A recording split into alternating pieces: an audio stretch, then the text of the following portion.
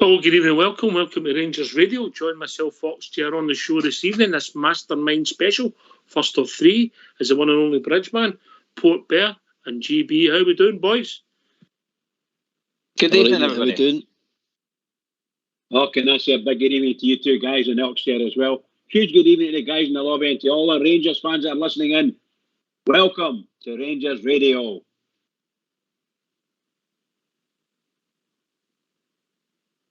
How we doing, Port Bear? Great to hear you sounding better, mate. I believe you've had a bit of the lurgy. Aye, some went technical, mate. Some went definitely technical. But I'm certainly on the mend and back on the show. And I don't know if I sound alright, but I sound better. Probably sound better than I did. Yeah, you sound huskier.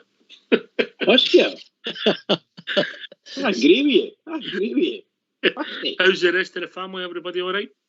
Aye, they're a few days behind me, so they're still positive. So, a few all different stages, mate, but we're getting over it. Okay, and how are you, GB? Very well, mate. I'm enjoying the world of self-employment, being my own man and my own boss, so I can't complain, mate. Aye, good on you. Entrepreneurs here, Bridgeman, entrepreneurs. Entrepreneurs, that's it. That's the boys. They make the money, they make all the big bucks. That's it. This time next year, they'll be a millionaire. Oh, that's it. That's that we see. Dale Boy and Rodney. Is that Dale Boy and Rodney you're talking? I think you've done there, Brad Shy. Very good. Obviously, no football this week, international football. We see it every time. It's not something I enjoyed. I had the misfortune to watch some of the Scotland game the other night. Patterson was heavily involved in the goal, which would have been the only highlight in which I saw. But the sooner the Jazz are back, you better, Bridger. Yeah, I only saw that wee bit that you mentioned there. That when I saw that, it was on the news. Other than that, I haven't watched nothing. Watched the England game. Thoroughly enjoyed it. Aye, so we'll start building up to the St Johnstone game at the back end of the week, Port Bear. But can't wait to the Rangers back here. Aye, absolute draconian football again with that team. Absolute murder football last year. Very, very, very old-fashioned style of football. Patterson for me shining light. I totally agree with you. I see he's not made the next squad. I think he took a knock. There was a tackle. He was struggling at one point. I saw, but I never watched the full game, so aye, not much merit. Safety first. Elkshire, get him down the road and get him, wrapped up in cotton wool for the St Johnstone game. Totally agree with you. That's the most important game and most important team for him. Aye, so we'll move on. Listen, there's obviously been a lot of stuff going on in the media, but as we said on, I think it was Thursday night, we stand shoulder to shoulder with all the Rangers support. You come after one of us, we'll unite. And that's fair to say that, GB, innit? Social media's been full of it. But we stand shoulder to shoulder with all the boys. We know people make mistakes and have to pay a price for it, but some it's a wee bit OTT, yeah? Definitely. Like it says, you don't mind people calling out certain things, but it has to be transparency, Ox. Look, for everything we say, we just want fair play, yeah? Yeah, that's it. Like it says, if you're going to pull up one thing for 10 years ago, then you've got to pull up everything for 10 years ago in everybody's social media. I mean, so like it says, I'm not going to say too much on it, mate, but like it says, like you says, we're all going to stick together on it. Yeah. Right, we're going to have a bit of fun. Bridgeman, you'll be fine. But at your expense, Port Bear and GB, we've got a mastermind. The guys got to pick their own subjects that they claim to be experts on. Any second thoughts? Did I do that? Did I pick something? I'm an expert. Yes, Dear, oh, dear, oh, put the dear. text message to prove it. Aye. Yes. Oh my God. I God don't help believe I me. claimed I was an expert at Oxford, did Oh, I think you did. I think you also. This is Port Bear's quote here. I will take this subject and I will win the competition, quote unquote. Oh, you're joking. Did you really say that, you? You know me, I'm a modest man. Gary, GB says, I don't care as long as I get one more than Port Bear. And Bridgeman says, why am I on with the two idiots? He's right in good form already, isn't he? Right, the three subjects chosen by the lads tonight are, do you want to introduce them? Port Bear? I'm going for the Dick Advocat era next year. I'm glad you put Advocate in after that. Right, okay. Give your thoughts, your rationale for that, mate. I think it was probably some of the best, my first foreign manager, probably the best footballer I saw at Ibrox for many, many years, as in that European style. The players that he brought into the club, he just put a whole new stamp on Rangers next year. But obviously, with the good comes a massive bit of, controversy with the wee man. Obviously, a lot of Rangers fans believe he spent a hell of a lot of money and it was part of the downfall of the club at one point. But I enjoyed my time with Advocat, mate. I wouldn't use the word downfall, but I'll accept what you're saying. I get where you're coming from. Bridgeman, you chose? Baxter, Jim Baxter, Slim Jim, James fucking Baxter. Watch, language. What? Is that a yellow card? Come on. We'll take Minus 5 points. No, make it 4. He needs a snooker. Right, okay. Obviously, he's your Rangers hero, Bridgeman. Absolutely. James Curran Baxter, absolutely. And most Rangers fans of my age, you can bet your boots on it. He'll be their hero. Yeah, the three guys that are left say the same as you, aye. Very good. GB. Well, I think it was my fat fingers that maybe sent the wrong text message box. I went and put in my special subject for 2002 to 2021, which I probably should have re-looked at it and put 2012 to 2021. I've been very kind to you. I made it easy for you. Right, okay. Okay, because somebody else asked for the Stephen G years. Right, good. Right, that's fine. To make it easier for you, so I've took from Dick Advocat up to Stevie G to make it easy for you, because that's the year. Yeah. Right, okay. You seem very kind today, too. I think so, Bridge. Yeah, I think so. Right, okay. I'll get Fox to toss the coin.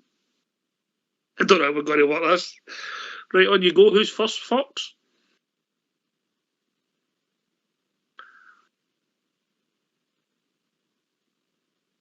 Port. Who's second, Fox? There we go. Drum roll, we're ready. Who's he gone for?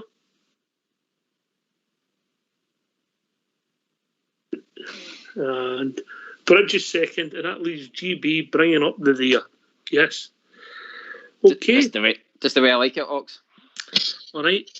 We understand that people might have a bit of port seating here, right? So your camera can go on at any time so we can see you're not Googling or have any predetermined lists in front of you. This is done in the mastermind style. Yeah, you'll have 2 minutes on your specialised subject. Fox will tell us when you're starting. I will start. When I start your first question, Fox will start the 2 minute clock. All right? Mm-hmm. Do you understand Port Bear? I do, mate. Yep, fire away. Okay, mate, just give me a second, mate. 1 second, make sure I'm ready. Okay. 1 minute, mate. You need to find me. Right, here we go. Right, okay. On the Dick Advocat questions, I will begin now. Who scored the first league goal under Dick Advocat? Van Bronckhorst. Name the 3 Scotsmen in Dick Advocaat's first game. Colin Henry, Barry Ferguson, Billy Dodds. In the same game, name 3 players who finished first, second and third in the World Cup. Can you repeat your question, Ox? In the same game as above, name the 3 players who finished first, second and third in the World Cup. Pass. In the first season, which team did we play in 3 competitions? St Johnstone. Correct. Appearances list. Barry Ferguson. Which Scot was second under Dick Advocaat for appearances? Neil McCann. Scott Wilson. Who was the last team we beat in 90 minutes in Europe under Dick Advocaat? In Europe, would that be Sturm Graz? Moscow Dynamo. Lionel Charbonnier lost how many league games? 4. 1. How many keepers did Dick Advocaat use? 3. 6. In which striker, given his debut by Dick Advocaat, played 300 games? Kelly Miller. Correct. The first player signed for over £5 million? Arthur Newman. Andrei Kanchelskis. Who was the second top scorer in the first season under Dick? Rod Wallace. Second, George. Rod Wallace was the top goal scorer. We'll go back. First league goal scored under Dick Advocaat, Rod Wallace. Name the 3 Scotsmen. This was a toughie, Port. Name the 3 Scotsmen in Dick Advocaat's first game. Barry Ferguson. Yep, got that one. Gordon Durie. Yeah. Yep. And a guy who I would have never have got in a month of Sundays, David Graham. Nah, I wouldn't have got that either, mate. No, fair play, yep. In the same game, that was the game at Tranmere. In the same game, 3 players who finished first, second and third played in the World Cup played. So we'll get a winner. We'll get a guy who played in the final and one that got a third place. But no, I was going to say Stephen Geivers. I know he's a World Cup winner. Geivers, I don't think he's that team. Van Bronckhorst. Yep. And Jonas Tern. Aye. Yep, fair enough, mate. Yep. The appearance list after Barry Ferguson, which Scot was next under Dick Advocaat was Scott Wilson. He played that quite a lot of games, actually, mate. Aye, I wouldn't have got that one near him, mate. Nah. Yeah. Who was the team we beat in 90 minutes? It was the last team we beat in 90 minutes was Moscow Dynamo Moscow, whatever you want to say it. Because we drew nothing each twice with Paris Saint-Germain. Yeah? Yep. That's right. Third one. Charbonnier only played in 1 league defeat, and that was against Motherwell. Yeah, the 6 goalkeepers. Now, 6 goalkeepers. You think you could name them now? I think I might have a good chance, right? Go on then. I'm going to go with Kloss. He got rid of Gorham in his first season, so he doesn't count. Anthony Emmy, he signed him, didn't he, as well? Oh no, I'm struggling already. One was Lionel Charbonnier. Charbonnier, Yep. French goalkeeper. Jesper Christensen. Oh, yeah, the Danish one, yep. Thomas Meyer. Don't remember him. And Mark Brown. Of course, aye. Yeah. First player signed for over £5 million was Andrei Kanchelskis. I thought he was $4.5 million too. That's why I went with Newman. Right, cool. Right, so you got 2. Yeah, you did 2 points. Comments, GB? I'm lucky, Port. All that says it's all right when you know it by heart, mate. I honestly thought Neil McCann was going to be in amongst that at some point. But no, mate. Like it says, the memories are there. It's just that, like it says, when you're put in a sport, it's a different situation. Well, I'll open up the rest of the questions to the three years. Bridgeman, you there? Yeah. Yes, indeed, pal. All right. Who scored the last goal of Dick Advocaat's reign? Quite apt, really. I'll give you a clue. Dutchman.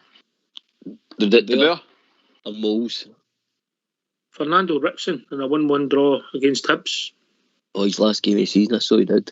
Yeah, no. His last game, his very last game, wasn't it, against Hibs, actually? In his reign before McLeish came in Yeah. about this time. 99-2000 season, who scored 9 goals in 9 league games? Flo. No, boys, come on, don't dive in. 99-2000, who scored 9 goals in 9 league games? So that'll be his first season. Yep. No, right, okay. His second season. Probably Rod Wallace. No, Michael Moles. Moles. 99-2000, who were the joint top goal scorers? You nearly got this the last time when you said about the top goal scorers. It's pretty much the same again. But Moles and No. Rod Wallace. And he scored 19 in his first season as well. George Albert. Shows you how many Albert's the hammer. Mm-hmm. Orange Cup final. Name the 4 goal scorers. Loving Krantz. He wouldn't have been there then. No. Don't Barry dive. Ferguson. No. The He wasn't there then. Don't dive in. The Rangers knowledge is on the line. There'll be people laughing at you. I'm a Russo. Don't dive in. Well, Giovanni Van Bronckhorst. I'll give you the clue. Next one was a Scots, an Australian, then it was a Scotsman, then a German. Billy Dodds. Billy Dodds. Yep, he's a Scotsman, aye. And Albert's. Craig Moore. And Tony Vidmar. Tony Vidmar. I said that. Right? Yep. 3 Dutchmen arrived at the start of 2000 and 2001. Who were? De Boer. Yep. Rickson. Yep. And Conterman. Yep. Well done. Yeah. Well done, Port. 2000, 2001, who was our top goal scorer in the league with 11 goals?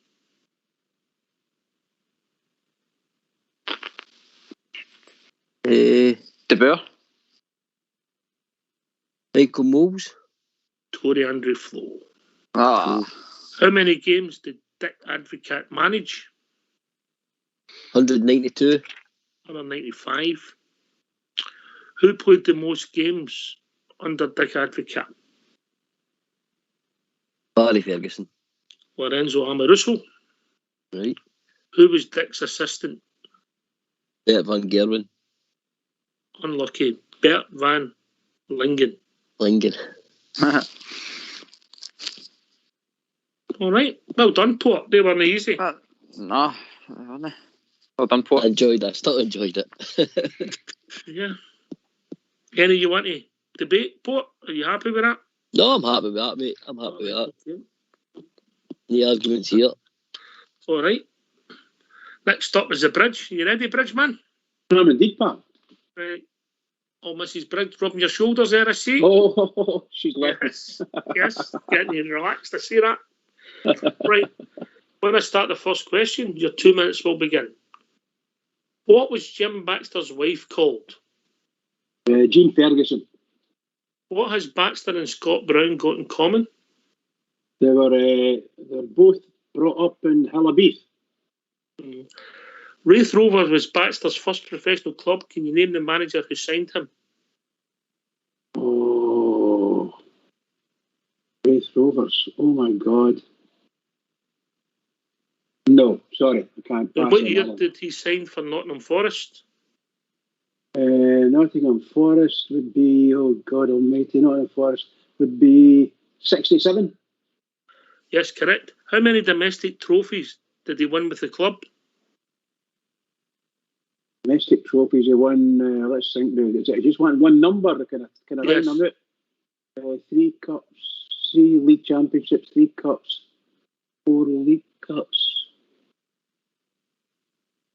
Yeah, 3, 4, 10. Correct. 1977, Baxter went on loan to which club? 1967. Oh, wait a minute, that's a trick question. Went on loan. It was a funny thing happened with him. I think it was with Sunderland. And because they were playing a competition in the United States and Canada, they renamed it to, oh my God, was it something Royal Canadians or something? I'll maybe give you that, we'll see. Baxter said his finest game against England 1963. Who broke their leg? Oh, 1963. Eric Calder. How many Scotland caps did Jim win? Oh, 33, 34. I'll go for 34.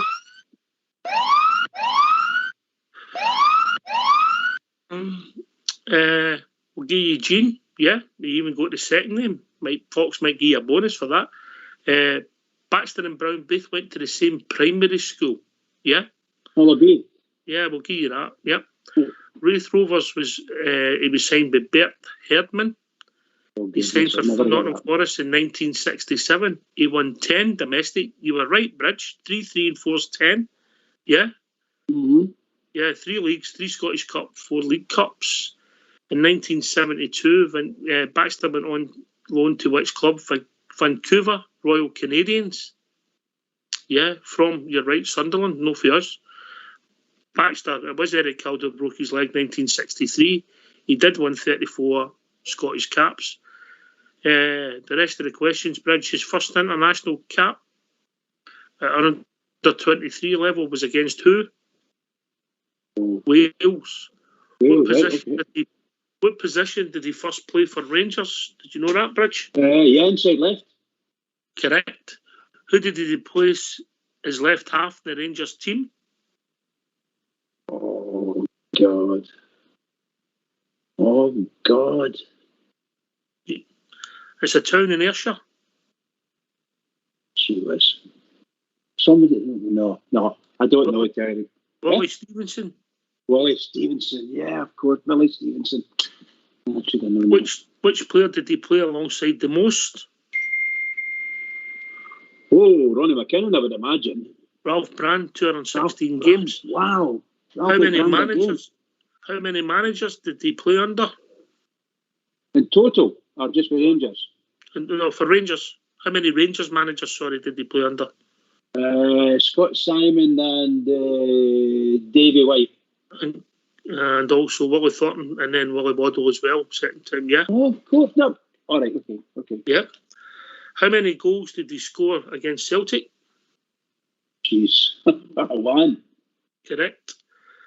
Baxter scored the first goal in an 8-0 thrashing of which team? European team? Mönchengladbach. Borussia Mönchengladbach. In September 1961, Baxter scored against which European side in a 3-2 away victory? Side 3-2 away. For God's sake. Bayern Munich. Monaco, right. Against which club did Baxter break his leg? Rapid Vienna. Correct. Against which team did he score his last European goal? God. That might have been Rapid Vienna as well. No. Gornik. Yeah. Gornik of Poland, I was at the game. Goodness sake. How many goals in total did he score for Rangers? Oh, wow. These are crackers. Where are you getting all these from, you? Oh, let's see. Where are you?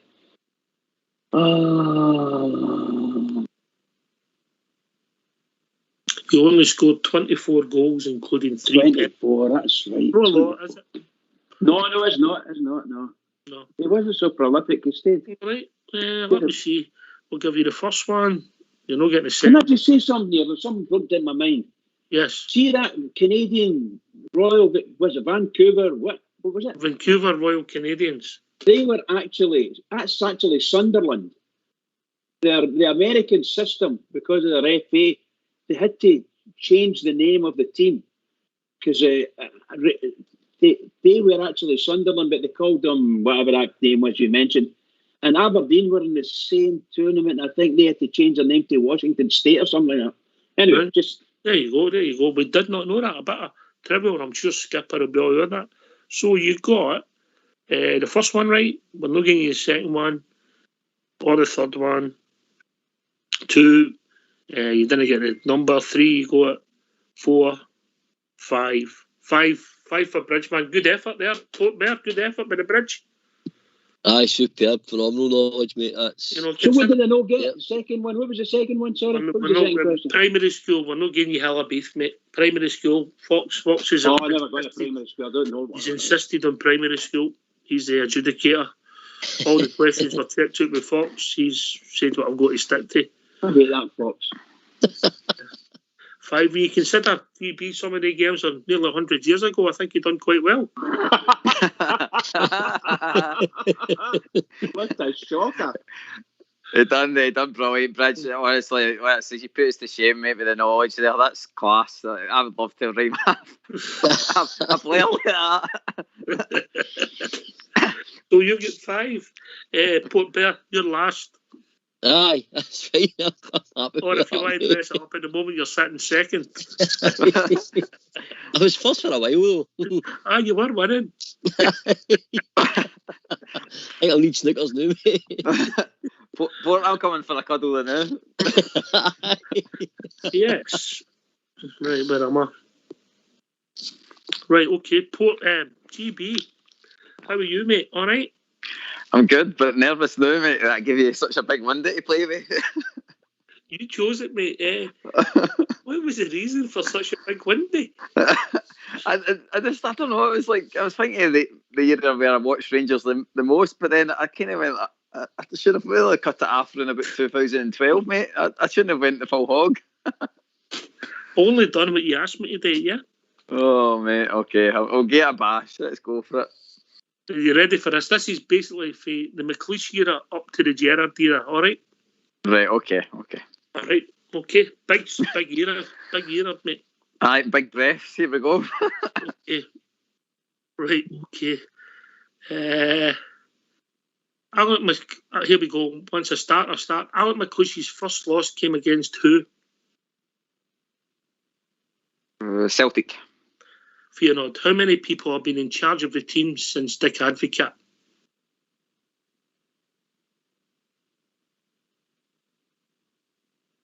Seven. You can go for 12 or 13. I'll come back to that. Paul McGlenn lost how many games in Europe? None. Correct. Under Matt Watman, which 2 players took part in the most games? Kenny Miller and Josh Winders. Andy Halliday and Barry Mackay, who edged out. Yeah, I'll come back. 2016, Rangers played 2 games in a week at Hampden against who? Celtic. Who else?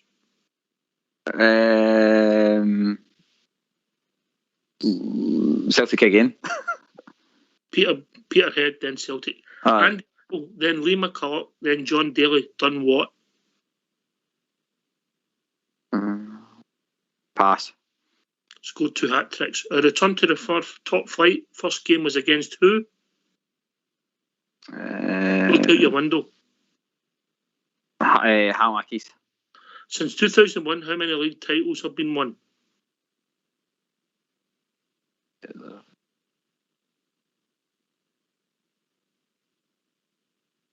Five. 9. 2007-2008 season, how many games did we play in Europe?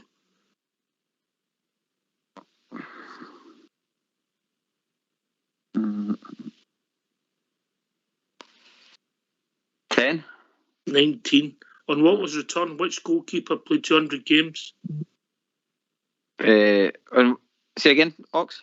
On Walter's return, which goalkeeper played 200 games? McGregor. Yeah, Alan McGregor. All right, how did you do with Import? I don't know, right with him, actually. You were gentle there, Ox. I'll give you that, mate. Alan McCluskey's first loss was in Europe against Feyenoord, yeah? Yeah. How many people have been in charge? It depends how you've done it. There's 12 or 13 people been in charge because Jimmy Nicol and Jonathan Johansson were jointly in charge, yeah? Yep. But it's hard to believe that all 8 people had done it for us, yeah? Obviously, Graham Murty had also done it twice, so it's people, wasn't the amount of... Paul McGlynn, remarkably, no losses in Europe, Port Bear. No, I knew that, mate. I knew that.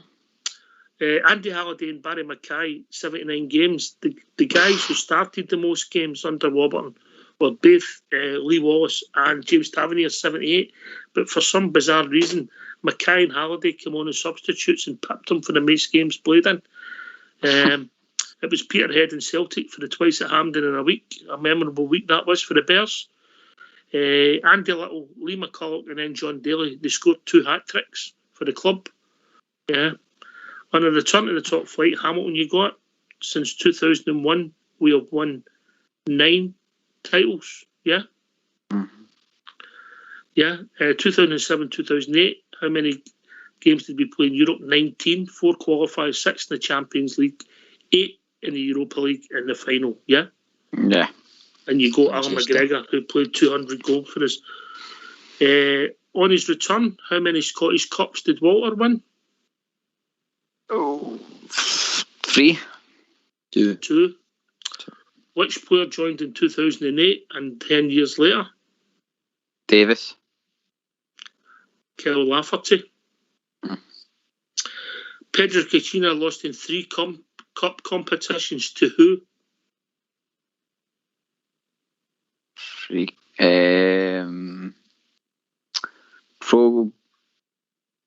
Progress. Yep, that's 1. Celtic. Yep, that's 2. And Look at your window a bit further. Accies as well. Motherwell. Motherwell, yeah. How many goals did Kenny Miller score in the era you asked for? 120. 105, good guess. Who scored the penalties in Florence?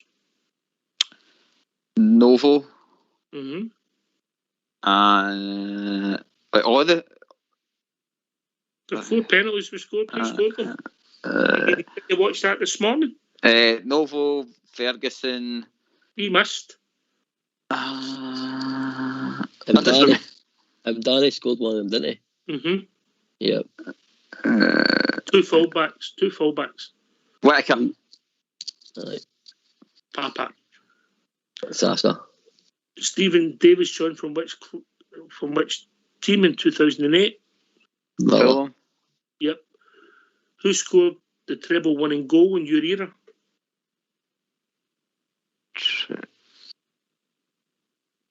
Treble winning goal.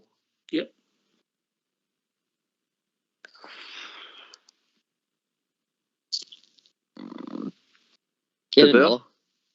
Lorenzo Amoruso. Oh. 1-0 against Dundee. What has Ryan Jack done 4 in a row? I'll pass to the boys for that. Operations. I know, I was going to say. Might be right with that one, mate. It was received red cards, yeah? Yeah, that's right, yeah. Who scored for Rangers in 2012, aged 17 years and 225 days? Ness. Barry Mackay. Oh. Chris Boyd scored how many club hat-tricks? 11. 9. Oh. Okay, so how many did you get, Gaz? 3. Yep, you did. Did you? I think it was only 3. Hamilton, you got none for an Alan McGregor. 3. Yep. So Bridgeman's still winning and Port's still last, so nothing's changed. Oh dear. I think there's a saying coming to mind saying must do better. Well done, Gary. Well done, pal. Yeah, I'm going to bring in Fox, see how he would have done. Fox, in you come, mate. He's done me at a point. Don't talk to him. They done very well. He's not That's like going to impressed. see. That's like going to was- see Headmaster there, wasn't it? I was impressed with Bridgman, I must admit. Aye, definitely. Aye. It's cracking knowledge, it is. Definitely. All right. So we have Bridgman winning. Gary in second place with 3, and Port chasing the 2 of them with 2, but all's not lost yet, right? We're into general knowledge, lads, yeah? Oh, no. Oh, no, Bridgman, what's up, mate? Oh, no. Can't remember yesterday. You've been on the planet the longest, but come on. There is that, Port Bear, that's fine. Aye. He was about the dinosaurs, what about? And by the way, just to let you know, GB was one of the 3 people that they asked me to see their answers. You don't try, you don't get. Let me see, right. Right, okay. All right. Okay. Here we go. I'll do the answers at the end of these. You've got 2 minutes. It will be Port Bear first, then Gary, and then Bridgman, who's leading the competition. Yeah? Yep. These are random. There's 300 questions, and I'm just going to work through them. I reckon we used 3. I'll get to about number 6, all right?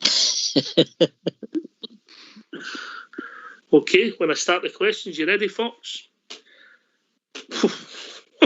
Dear, oh dear. Right, here we go. Starting now. Continental United States has 4 time zones. Can you name them? Pass. What was the Turkish city of Istanbul called before 1930? Pass.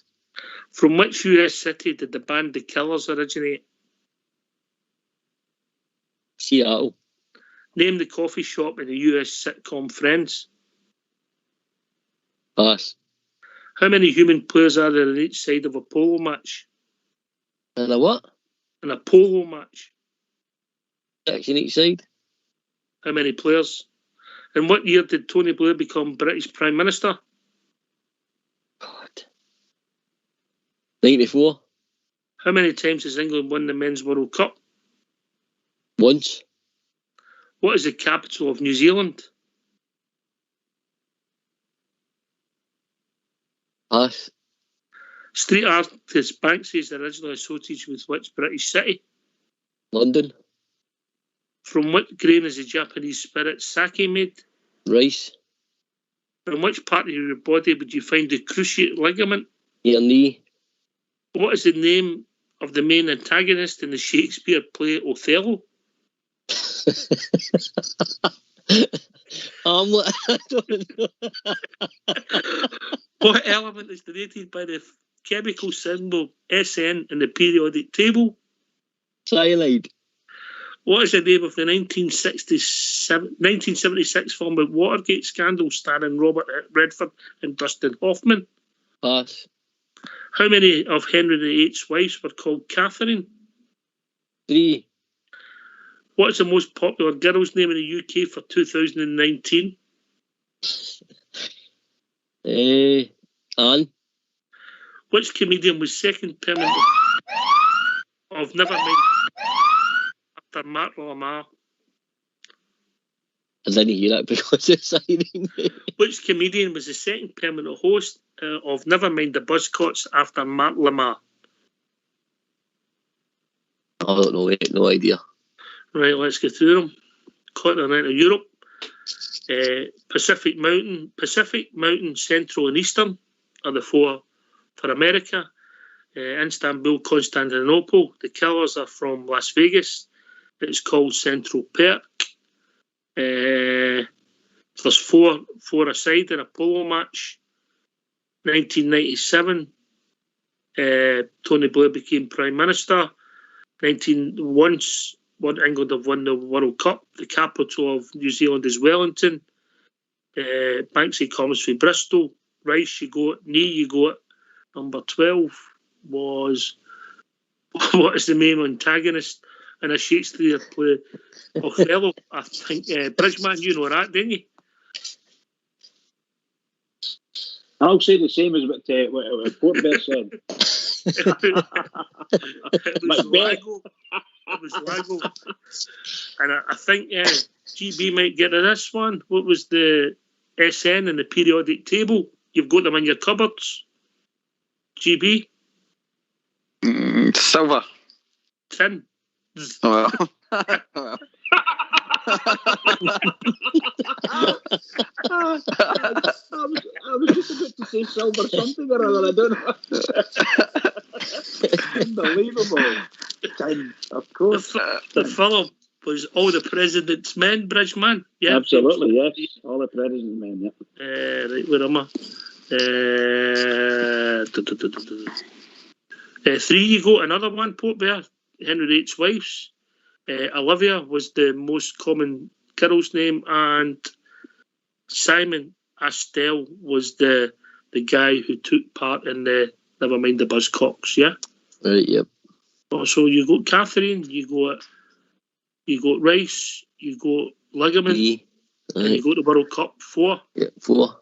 Not a bad effort, mate. Well done, Portbear. Well done, Port. I will not get 4. I'll not get more than you. I can assure you that.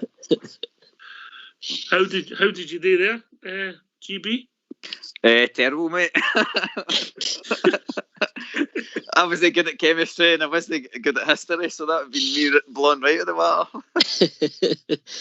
Imagine asking something about Shakespeare. That's unbelievable question.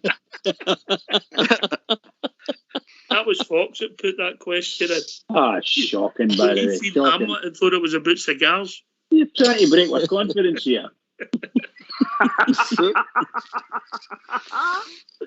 Oh dear. Oh dear. So you're in the lead, Port Bear. You might stay. Number one. Right, okay. So over to you, GB, yeah? Right, here we go, mate. Right, okay. Which popular video game franchises released games with the subtitles World at War and Black Ops? Call of Duty. In what US state is the city of Nashville? Tennessee. Which rock band was founded by Trent Reznor in 1988?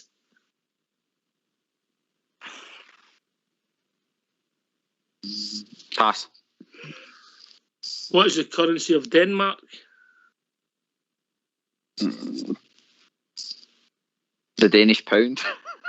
Which tennis Grand Slam is played on the clay surface?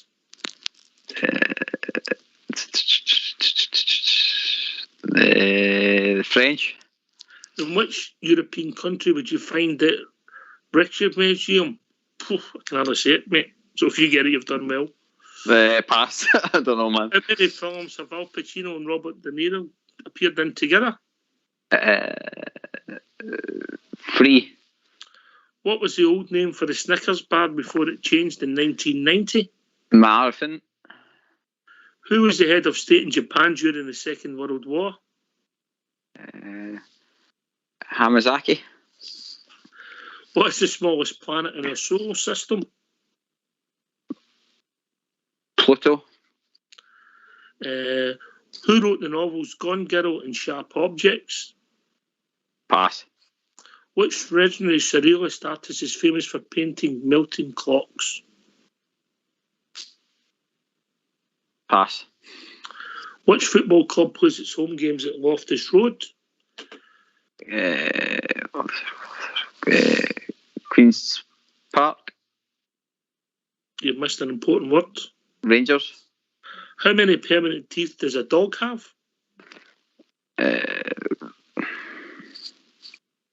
16. What is the most sold flavour of Walker's crisps? Cheese and onion.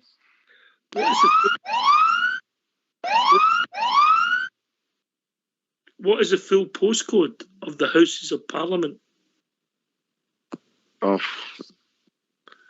LD1. Right, here we go. LD, that's Eldorado. You know what I mean? You go to first. What was that? Was that a wee slip into the kids section, Oxchair there? No. Just as they come, mate. They're on a roll. Once we're finished, I'll send you them. So You must have 15 right there, James. Call of done. Duty. You go to the first Well one, done, right? Gary. Call of Duty. Then you get Nashville, Tennessee. Right. Then you what was the third? What was that? Rock band was the 9 Inch Nails. It's the Krona, Danish Krona. French Open, you go 3. That museums in the Netherlands, even though I never said it right. 4, The Godfather Part 2, Heat, The Righteous Kill, and The Irishman. Marathon, you got that's 5. Emperor Hirohito Bridge, where they got that. The Mercury's the Smallest Planet. 28 was Who Wrote the Novels was Gillian Sharps. Dali done the Clocks. Queen's Park Rangers, there you go. Number 6 for Gaz. How many permanent teeth does a dog have? 42. What did you say for the flavour? No, I didn't say it for the flavour. Did I get that one? It was a dog. I did. Cheese and onion, you say, isn't it? Cheese and onion. 87. And the postcode for the Houses of Parliament are SW1A0AA. Never got that, Ox. Never got that. 7. Bridgeman, what an effort. That was a brilliant effort. And by the way, I reckon you should have got the smallest planet because it's still called a planet. Right? It's actually called a dwarf planet. Right? But it's Mercury. It was, shall we say, 6 or 7 years ago, or maybe even 10 years ago, they took it off the list. That used to be the smallest planet. Ah. There you go. It was their school day. Mm-hmm. Yep. That's a good bit in my memory. That gives you Seems 10 to be on point tonight, my man. That gives you 10 points, and that puts Port Bear back in second place. Don't worry, Port, you'll be higher up than that time I'm finished. We'll see about that. I think I've played this game before. I'm woeful at general knowledge, just woeful. Right, okay. Are you ready, Bridge? Yes, pal. Right, okay. When I start this question, your time will start. You ready? What is someone who believes in anti-disestablishmentarianism opposed to the disestablishment of? Democracy. Not bad, but no. What does the Latin tempus mean in English? Tempest. Oh, I don't know. How many chukkers are there in a polo match? Chuckers. 4. On average, how far away is the moon from the Earth in miles? 250,000. Not bad. What is the longest nautical mile or a mile? The nautical miles are the longest.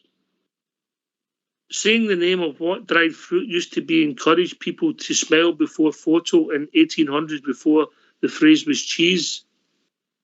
My goodness. Dried fruit. Dried fruit. Prunes. Oh, what a guess, Benjamin. What country is the world believed to have the most miles of motorway? Oh, that's a good one. I think the UK wouldn't be far off it, but I would imagine. Call them motorways. Your time. Good point, yeah.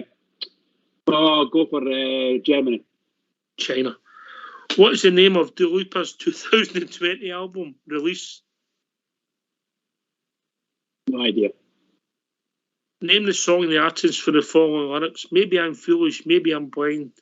Thinking I can see through this and see what's behind. Wow.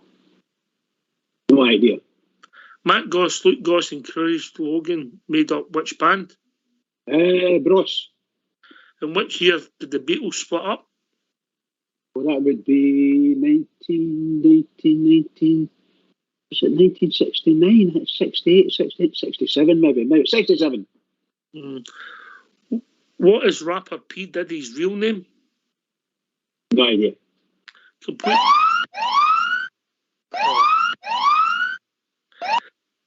Complete this Spice Girls lyric.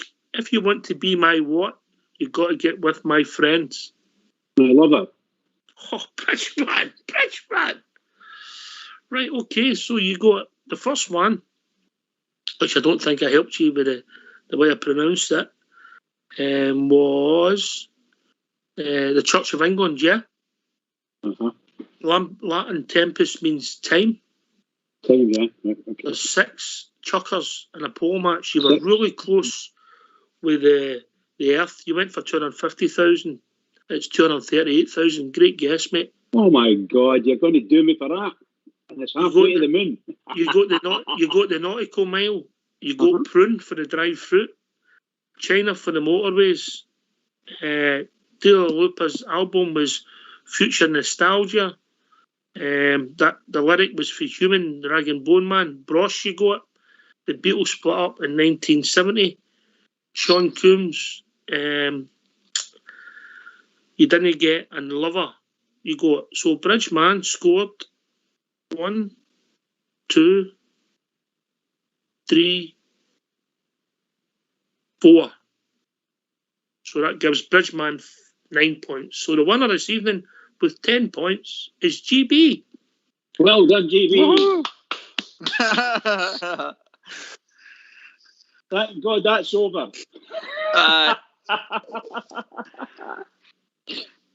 The wee foe just coming up at the end there. All right. There you go. Bit of fun, eh? Aye. Yeah, well, I'm the worst loser ever. So. You didn't lose, mate. You were last. That's what I was talking about. By the way, Port, I have to say that's the worst I've ever heard you in a quiz. You were shocking. And I wasn't quite as shocking as you, but I wish I get a question draw that you two got out of kids section. You know, you're going to be joking. You're going to be joking. You know when MD talks about the moon, you read about the moon in the news and all the rest of it. It's 250,000 miles away. I would get to understand that one, but Lover and Brosh, I'm not accepting you got it. There's no way. You don't know who Brosh is. I was a big Brosh fan. Pal. Must be a big Spice Girls fan and all then. I'm a wee nephew. Wee nephew used to dance to them. If you want to be mine, I owe you nothing, that's it. I owe you nothing. My favourite riff was the cat among the pigeons. Brilliant. He knows nothing about Jim Baxter. He knows everything about Brosh. I'm just picturing them rolled up jeans and them shoes they used to wear. I wasn't that much of a fan. I quite liked her. I like her music. The spiked up blonde hair as well. Bridgman's flat top. I don't have much hair, so I'm not going to claim anything there. Bridge Dolph Lundgren. I just, I was robbed. You're robbed? You answers emailed to you, come on. Hey, you. Where are you getting that from? You're looking in on me. Well, GB, what do you think? You've got 2 bad losers here. I just want to make sure I look good in the camera, mate, when you're checking me.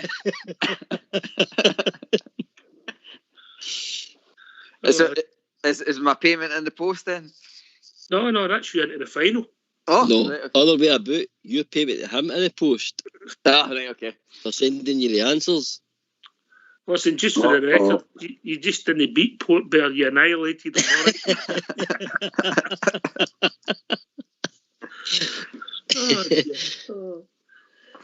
Oh dear. I'll send you the link with the questions. Some interesting knowledge. Trivia is just trivia, Bridgman, innit? You either know it or you don't. It's easy when you know the answers, yeah? You know, I rattled my brain with that one about Scott Brown. You know, I know that Scott Brown is a pile of bees, but the name of the primary school, you must be joking. I would have took the same primary school. Did I say that? Do you want me to get a ruling off of Fox? Are you still bitter about it? No. Don't be daft. You go to Ryan, that's it. There was another Scotland captain went to the same school. Do you know who that was? Another Scotland captain? Yep. I don't. God Almighty, that's a. But that could be present day. Willie Cunningham, I think it was. Scotland captain, went to the same school. I never knew him, pal. Sorry. Never knew the name. Willie Cunningham. Port, when we're having the Oxy's specialist subject. That's a great idea, mate. That's a great idea. Unionism. Trade unionism in the 60s and 70s. Nah. Okay. We'll make it the 2010s up.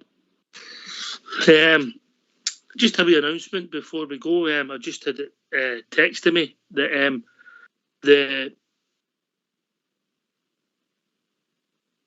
the bowling tournament, including the raffle, raised £8,200, of which £3,060 was the raffle. So approximately £5,000 was raised at the bowls, etc. And the shot was won by Cyril Cowan. We 10 shots in it by one of our listeners who took 10 shots on behalf of Rangers Radio because he was desperate to try and win it. Unfortunately, Cyril Cowan won it, but the whole day in total raised £8,200. Well done, everybody. Well done. Great effort. And we didn't qualify for the second stages. We're team Fox. I'm going to bring Fox in again to give a report. We started very well with a 9-0 win, and then what happened, Fox? The drink took over, mate.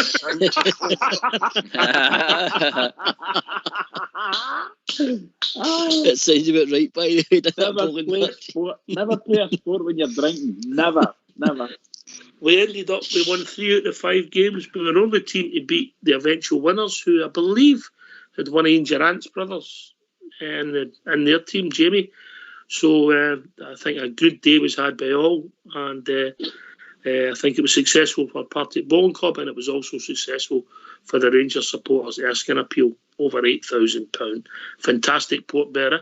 That's amazing money, mate. Absolutely amazing money. Going to a very good cause. I know. Fair play to the boys. But bowling's not a sport, mate. I've been to many bowling events where guys have started to have great early morning, but by lunchtime, usually they're pie-eyed. I got a text really early in Saturday morning saying we've won our first game 9-0, GB. I thought, oh, we've got a chance here. It's coming home. I thought, it's coming home, right? And then I never received a text for hours and hours, so I knew they hadn't done very well. The swivel hips were well in tune, were they?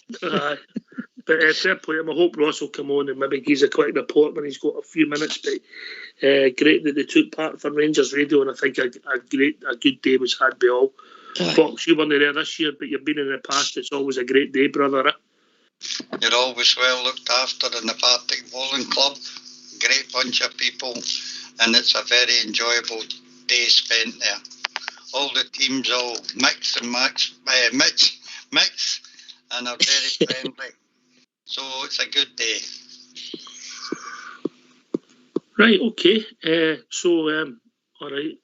So we'll be back after the tune, and we'll talk about Rangers. Is that all right with you three? And we'll get the phone line. We'll get the phone lines opened. All right. Brilliant. Let's have a tune.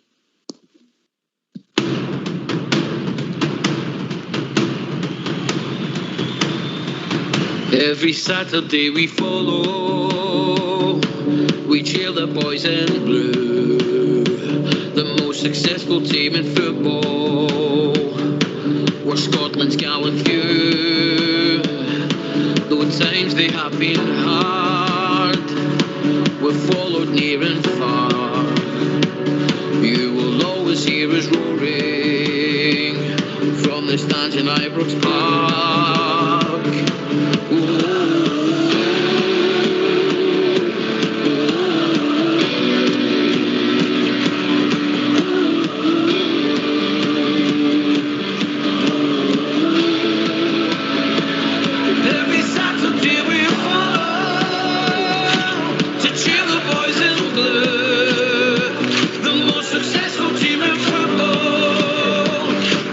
Scotland's gallant few, who times they have been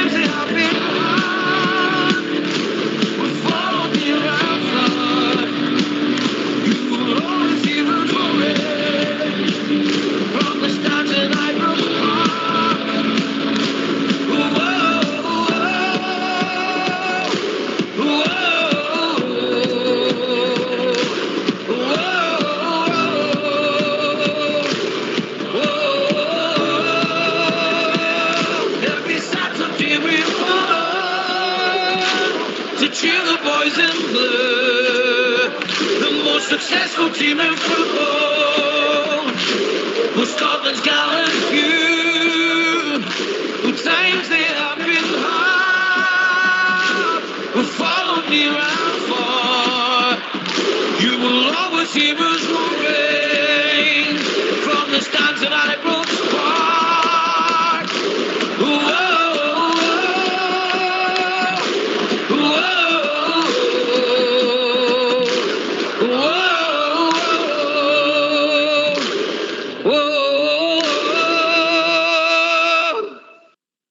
Why don't you give us a call on 0141 356 1972? It's your show, it's your platform. Let's hear from you.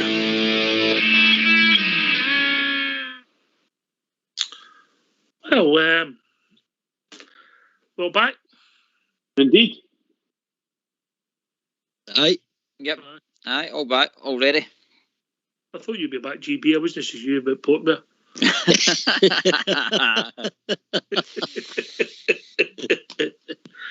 Nah, not a fun Portbear, and the questions fall if you either know it or you don't, innit?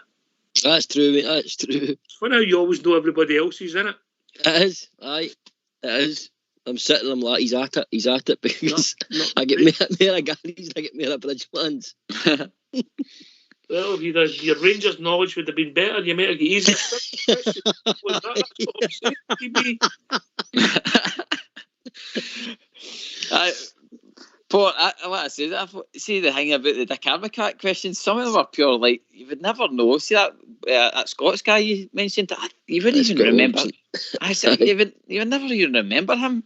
I mean, but that's what brings back good memories. That's when you're hearing all the questions and you think back to the times, man. Oh, great times, good times. When I was digging that out in Dick Advocat, and then I looked at Neil McCann. Do you know what? Neil McCann was a substitute about 70 times. Aye, no, I knew that, mate, yeah. At least you knew something, you know what I mean? Aye. A lot of people believe we should have signed Neil McCann a lot earlier as well, mate, because he tormented us a very good few times. Aye, good player, good player. That's a pure, like, shocker, like, because, like, when you think about Dick Advocat's era, for some reason Neil McCann seems to be the one that sticks out. He's one of the main players, I would say, for his time that you say, Neil McCann was in his squad consistently. He was, but he was a bit part player, you know. Aye, But he came to the fore. Obviously, some big performances for us. He'll never be forgotten for scoring 2 goals at their place, Bridgeman, when we won the league. Yeah, absolutely, pal. You know, So, he'll never be forgotten. You know. Never. You know, right? Okay, yeah. I want to keep away from the media stuff. I think we've made our point pretty clear in that, Bridge. Yeah? Well, it sounds like it, doesn't it? And I don't know. I've been following. We've got lots of these tweets and that, copies of them coming through, or have been coming through into the wee WhatsApp group. Aye. And I would say that Reach PLC, who own the Daily Record, also own the Scottish Daily Express, Glasgow Live, Edinburgh Live, and I think Aberdeen Live as well. So you can take that any way you want. Yeah. Well, all I can say is there isn't much room for manoeuvre then, no matter which way you want to go, tell you. Well, if you don't want to... I'll tell you one thing, it's proved to me, Ox, you're sort of a button in there, mate. Yeah, carry on. See the Rangers support. See if you want to find out who killed Jimmy Hoffa. Get the Rangers support, they'll find out in a week, mate. I'll tell you, they've been excellent. They've been absolutely excellent. And doing their investigations and stuff. Well done to Rangers support, mate. That's all I can say. Aye, man, it's been quite refreshing to see some of the responses, you know. But look, I'm sure it'll unravel, and we'll see where it takes us, and we'll see where it goes next, you know. Just like to hope that some of the media companies I've been sent. We know who killed Jimmy Hoffa. It was Bridge. Told you he's support was sorted. A 250 challenge. He's under Partick Bowling Club. By the way, I've got a Jimmy Hoffa story, but I can't tell you it on air. Oh. You know, but But aye, brilliant. Get some calls in, see what they want to talk about. Rangers related, building up. The wrong game's gone. It's all about the next game. Looks as if I wonder how Tavernier will be considered. We don't know who had COVID. We're assuming that Tavernier had COVID, but we don't know. Portbear. Aye, Balogun had a superb game, mate, in the last game before we went into the national break. The boys all went away had done very well for the reports I've read regarding Hagi, Balogun, Aribo, Hollander. I watched the Spain game of Hollander, he was outstanding. And of course, young Patterson. We're very strong over that side, mate. But obviously, Patterson's maybe picked up an injury. Tav just coming back. So, do we think Tav's going to come straight back in, or do you think, Balogun might start early again? I don't know. I'm not sure, mate. I suppose it'll depend, Bridgman, if Tav and how ill he was, isn't it? Simple as that. Yeah, I read something on Follow. Somebody posted something from Tav, and he was saying he felt rotten, and he's just starting to come to again, So I'm assuming he really felt quite bad with it, and he's glad to get back into the swing of things, and he's hoping to be fit enough for the first game. So that's what he said anyway. Well, I'm sure whatever it is, we'll need to make sure he's 100% fit. GB after that to see before we play him. Oh, that's it. This COVID has affected people in a lot of different ways. I've got a family member who was a guy that was out constantly running down the park and stuff like that, doing marathons, and now every time he's walking upstairs and stuff like that, he's affected by it. So I hope it's nothing like that for Tav, being an athlete and stuff like that. But like I says, we'll just take play by ear. I wouldn't be, to be honest, after Balogun's last performance, Ox, I wouldn't be too fussed about him being in that position, because, like I says, he put in a great performance the other week there, and I would have imagined he should be able to put in another good performance against a team like St Johnstone. Man, I think it's all, but we said it's on Sunday. It's actually on Saturday the game. But we'll go, and we have to. It's important we get 3 points, Bridgman. I know we're slowly building up to it, but it is a big game. I think we won. Desperate to get the 3 points. Yes, absolutely. It was supposed to be the Sunday, was it not? And they pulled it forward to the Saturday, and I don't know why. I've got no idea why. But there you go then. See, in regards to the fullback position, Oxchair, do you think that game, and Gary and Bridgman, do you think that game would be more suited to Balogun because their style of play? Personally, I would think it would suit us to have more an offensive fullback rather than a defensive one. Mm-hmm. GB? Aye, Ox. Like I said, Balogun, he was praised for his defensive performance, but during the Old Firm game, there wasn't much for him going forward. He obviously, like I said, he managed the game, but against like St Johnstone, we probably are going to get more of the ball. So you would be wanting your fullbacks, like he says, to be getting up and putting the crosses in. So, like I says, that it's more than, it might have worked out that it's been roughly about 2 weeks. Tavs might have had the recovery, depending on when it first started for him. Because if you think about it, he wasn't anywhere near the week of the European game, and then the week before that.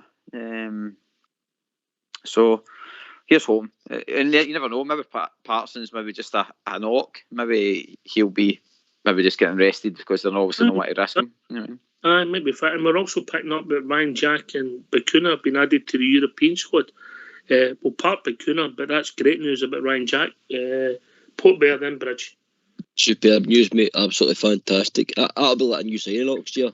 It's been out long since we've seen Ryan Jack in a Rangers jersey and playing at his pomp, sort of the style and manner he would be before he gets injury. I know one man certainly be happy, and that's Andy McElroy. He'll be over the moon that Ryan Jack's coming back. But where does he fit in next year? This is the thing. Where does he fit in? That's a good question, mate. That's a good question. I think fit 100% Ryan Jack is in the right side of midfield, mate. Right, okay. Aye, I agree, yep. Bridgman. I don't. What can I say? I've just lost the thread there. What was the thread? Ryan Jack. Ryan Jack, one of my favourite players that's came to Rangers, and I do hope I hope he's fit and maybe get 10 minutes or 15 minutes in the game if that's possible. And it's the same with the other guy. Depends on how the game goes. I don't expect them to start. I don't expect either of the two of them to start. But if they're there and available, he might give them depending on the score. He might give them a wee run, get them 15 minutes of the game. Maybe only 10, because Gerrard's is loath to put too many minutes in their legs, first of all. I'm quite happy. I'm really, really happy. Really, really happy Ryan Jack's back on the pitch. Marvellous. GB, he can remember nearly how many miles it is to the moon, but he can't remember Ryan Jack. What are we going to do with that boy? It's because he's been at the team that long, Ox. I'm shocking. I'm just shocking. You nearly won, Bridge. You nearly won. Yeah, we're not saying he'll be back right away, Ryan Jack, GB, but it's the squad. It's a few. We'll get 6 games to play, so they might be bringing him in. He's going to be fit for maybe the latter games, but we'll see. And I'll be interested to see this boy Bacuna. We've not seen him at GB. No, and as far as I'm aware, he's got a pre-season under his belt, so he might be one of these players that can just come straight in the squad. A game like St Johnstone could be the perfect game for him as well. Again, he bed himself in, because again, it's a game we'd expect to have a lot of the ball and allow him to express himself. I don't think he would start, but certainly I think he would be involved in the squad, especially if we're still recovering obviously for this kind of COVID and injuries and stuff like that we've been having. Well, it takes you don't make your mind up instantly with a player, but sometimes you get a feel. But we've not seen the boy yet. I'm interested to see him. I've only seen him, mate, with Huddersfield. I remember him for them days, and what I remember, he's very different to what we've got. He's probably the most attack-minded out our midfielders, as in, link up play and stuff. So very different to what we've got, mate, and I can't wait to see him in the Rangers jersey, definitely. Aye, we'll see. Obviously, Bridgeman, we've signed him, and you like to think that obviously the boys have done their due diligence. The scouts, Mark Paulson, and obviously Stevie G ultimately. So the boy must have something about him, eh? I would suggest he's got something that they've seen. Even just looking at videos and things like that, they've seen something about him. Somebody's given him there's a wee. Go and look at this boy or something like that, and somebody's went. And I'm quite sure. I'm really happy he's going to come back. If he comes onto the park with Ryan Jack, I'll be over the moon. Absolutely over the moon. I can't wait. I want to see the boy play, and there loads of guys were talking about him, and where is the boy? And one of the games he was introduced at half time, but we never saw him. It was just he was named when it was announced, and that's all there was to it. But we're really looking forward to seeing him. And lots of people want to see him, for sure. Aye. We'll see. Yes. Can I say just to Oys, obviously, the new signing in the midfield? Is this going to be the guy that we've been kind of crying out for, the kind of attacking midfielder, the boy that's going to grab the ball and drive forward into the box, rather than another one that kind of plays the ball out to the left and the right? Ryan Jack was brilliant at that before his injuries and stuff like that. He would grab the ball and at least take a shot from outside the box. I just want to see Dame Mary that. Like, if we brought this boy in, and for what Port was saying there, I've seen some of the stuff for Huddersfield and all. Boy seems to know how to pick up the ball and run forward with it at least, and then take a shot from outside the box. So I really hope that that's the kind of way that we're going down with our tactics, and I hope that we progress that way. It's just, I think we're getting too predictable with the playing out left and right too many times. Yeah, it's like Arsenal, when they had that good side there in Port Vale, they get accused of maybe trying to always score the perfect goal, and I'm not saying we're like that at all, and I don't even know if we're at that level back in the Wenger early days, but if you don't shoot, you'll never score, so you have to mix it up. Definitely, mate, definitely. If you think, we do tend to try and walk the ball in it at times, and it's frustrating as hell. Many times if you been at the game, or you heard on the TV during the there was no fans. You could really gaff on that tail and shoot you here, and now the fans are on their back to shoot. It's something we don't do enough, and this is what Leandro Bacuna does. He will take a pot for anywhere for 30 yards in, mate. And he was schooled in Holland as well last year. And one thing I'm happy about as well, he's only 24. He's probably in 3 years he's been in doing the English Premiership and then obviously Championship. So he's been schooled in decent football last year, and he'll only become better here. And again, at 24, we've got years to develop him. And if he becomes good enough, mate, we get to sell him on as well. Aye, we'll see, mate. We don't know what we've got. I mean, Joe Aribo, Glenn Kamara, they've turned up at our place. Did we know much about them? No, really, if we're being honest. No. Yeah, people might have picked him up, but we didn't know about him. I think the first time I heard about Joe Aribo when his manager Lee Boyer was kicking up a stink when it was muted that he was going to Rangers. I'd never heard of him. Then I've seen snippets of him playing in a playoff game, etc. And then the next thing is, and we've got a real gem in our hand. And maybe he's not everybody's cup of tea, but he's definitely an asset for the club, GB. Like that seems to be the kind of the plan, isn't it? Like, bring these boys in, 21, 22. Obviously this boy's 24, but still young enough to have a future, and then at least got a bit of selling there. But it's been, they're always, I mean, they were linked with that other boy for the Dutch league.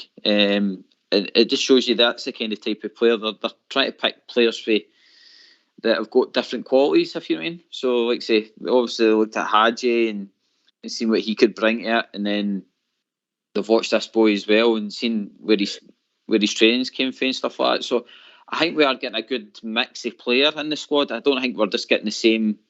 We're just not signing the same player for each position kind of thing. I know we've got maybe two covering, but I would still say like Patterson and Tav are kind of two different fullbacks, if you know what I mean, although they play the same position. I think each of them bring different qualities. It's the same with Bassey and Barisic. Bassey's got a wee bit more physical ability, I think, but whereas Barisic's got a wee bit more the free kick ability and stuff like that. So I think he's been smart with his choices and how he's picking his players. Like I said, it can only make the squad stronger. Mm-hmm. All right, let's hear from you. Why don't you give us a call on 0141 356 1972? It's your show, it's your platform. Let's hear from you.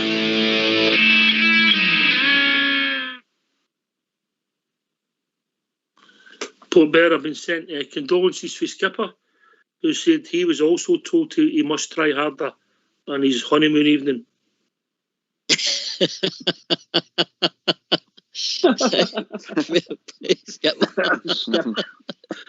Yeah, shocker, that Skipper, isn't it? Shocker. Oh dear.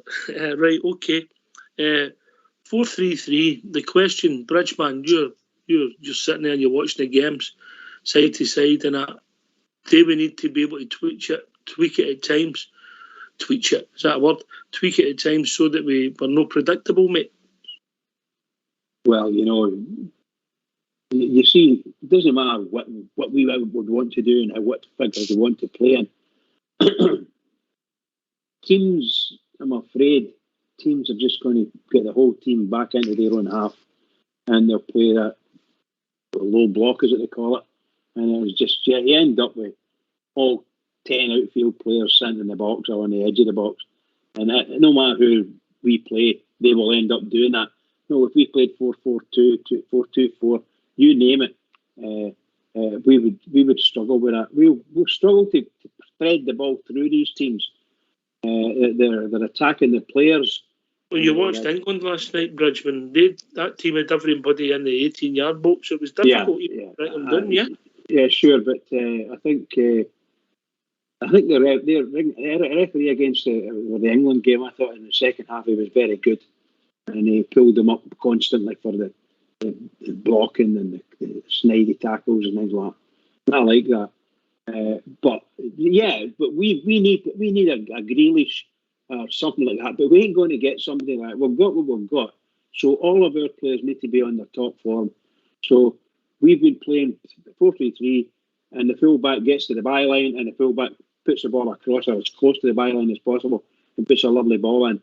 And a lot of the times there's nobody there, simply because of the way they get blocked out. It's just amazing to watch. Just really amazing. But we've scored a lot of goals playing 4-3-3, and I think the manager will continue with that. I really do. I think so. I agree with you. He'll continue, but I do think we need a bit of flexibility. But Oxford, he tried it pre-season. If you remember right, we started with 4-3-3, and it transitioned to the 4-2-3-1 at times. Because when these teams are sitting on us, like Bridgeman mentioned, they're doing the low block, double block sometimes. I've always felt at times why we keep the back four. If two fullbacks should be as high as they possibly can be. Them holding players we've got, I don't know why two of them need to sit. One again should go and push forward with the other. The way England done it, exactly the way England done it the other night, Oxford, when the boy Henderson was going and joining in, sitting basically on the edge of their box, joining in and moving the ball from side to side. Because this 4-3-3 is getting very, as boys have said, very predictable.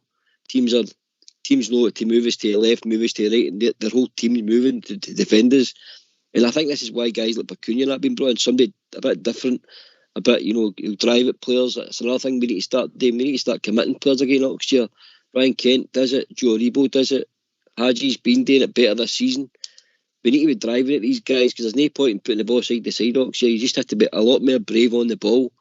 You've spoken about this in bravery with tackles, but what I mean in bravery is take the ball, take responsibility and drive at these players, because you need to take a player out sometimes, but just take them straight out of the game by going past them.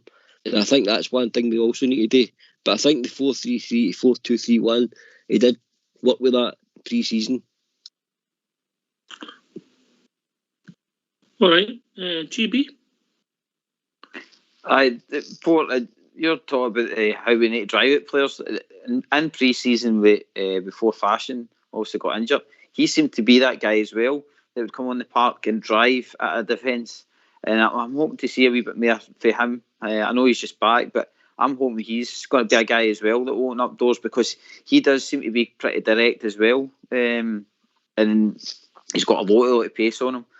And we've got that boy Namdi Offerbor to come back as well. We're meant to have an update on him about how he was getting on with his checks and stuff like that. And that boy's a big unit, I know. So we have got technically new signings to come in this squad still, and yet we're bare bones for the Old Firm game, and we still were able to win. So hopefully after this international break, we've got a nice strong squad to come back to. Aye, maybe hopefully Haji's back. I'm a big fan of his, GB. Aye. What a shocker, isn't he? I know he's probably doing the roll of eyes now, but to be fair to him, Ox, where I'll give Haji his due. He started to see better. He's been the one that's probably been on form compared to the rest of them. But let's say more to be done. The Scottish game's always been a toughy one for him, but we'll see. What I say, I'm excited actually about the new boys. I'm wanting to see a wee bit more Fashion, and the new boy coming into midfield and that. Aye, we'll see. Fashion Sakala, I think it's a bit early to judge. I mean, he was excellent against Real Madrid. Scored a goal and we thought, okay. Unfortunately, get injured at the wrong time, Port Bear. But we'll see. Hopefully, we'll pick up a gem. Only time will tell. 16 goals in the season before he comes to Rangers, Oxford. So he definitely knows his way to go. And as Gary says, it does look like he wants to get the ball, down and drive at players. But one thing I did notice about him when he came on, like in the Old Firm game, when he's doing his making runs forward, Oxford, you need to lift your head, mate. You need to lift your head, and because the one that gets put through in goal, I thought if he lifted your head and put it across the keeper, he'd probably scored that. But I think the excitement just took over him and he just fired it. As soon as he got it. I actually thought the mistake there was his run. Yeah. I don't think he gave Davis a great angle. Yeah. I With agree. his pace, mate, he's got to make a more intelligent run in that, yeah? Yep. You know. But anyway, that's just my thoughts. But then again, it's an easy game when you're watching, mate, isn't it? Aye, 100%, mate. But like Gary says, I think with this, international break, it's probably a good wee chance for Gerrard to get back into the squad as well, get these players, more guys to get more rest, more training on the pitch. So I think they'll do the whole squad a world of good. Aye, particularly if you're talking about guys like Ryan Jack and that coming back into the fold, it's got to be good for the team. Bridgman? Yeah, what can you say? I've said earlier, I'm desperate for the likes of Ryan Jack to get back in. I know, just him, the others as well, aye. Oh, of course. And I was interested to hear that, was it the boy, who's the young boy? Oh, God, I don't know his name. The one that had a heart problem?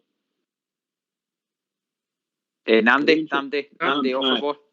So, again, we're still waiting on a wee update for that. You're right enough, but it'd be interesting to get an update of the manager.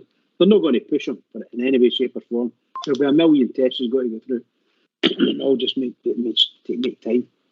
Phone in. You can speak to the three panellists tonight. You can ask Bridge and you like about Bros. That was I couldn't believe that. GB. you can ask Portbear anything you like about. I'll come back to you on that one. And the champion, you can ask him in about Rangers. So GB. But come and join us. What's the number, Bridge? The number's 0141 356 1972. Come on in. Yeah, these are thoughts. I think we've been joined by the first caller. Maybe. We'll see. But look, when we get it's going to be hard to get in that team if everybody's fit. I think we've been joined by David. I think it's David. Evening, guys. How we doing, mate? All right? I'm doing all right. Just wanted to give a wee phone just to have a wee point, if you don't mind. Carry on, mate. I've seen a wee bit going on about the Connor Goldson contract situation. I believe that he's wanting a wee bit more. I really want. I know we've not had the best defensive start to the season, but I really do think if we are going to kick on and get a few more titles under the belt, I think he's quite key. He was absolutely phenomenal last season. I think he's a second captain for a reason, and I think he gives everybody in that defence the reassurance that he's there and he'll deal with something. So I think getting him on an extended contract would be the next big thing we need to try and do. I'm sure the talks have taken place, mate, but the problem you've got, he's in the driving seat where are the signs. Or some people might be saying he's gambling, Portbear, if it goes Pete Tong for him. Aye, David. I think I think he'll sign. I'm going to be totally honest with everybody. I think Connor Goldson will sign. I believe I see some rubbish in the papers and that, or through social media, whatever you call it.